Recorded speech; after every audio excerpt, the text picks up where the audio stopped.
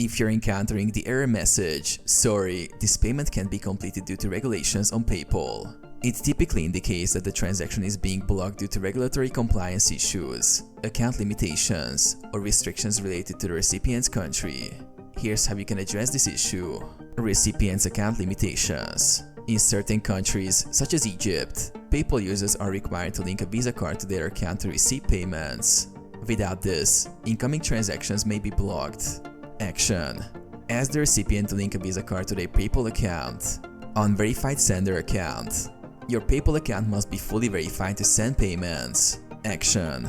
Confirm your email address. Link and confirm a bank account or credit or debit card. Complete any pending identity verification steps. Payment method issues. The payment method you're using might be outdated or unsupported. Action. Update your card details or link a new payment method. Ensure your card is authorized for international transactions.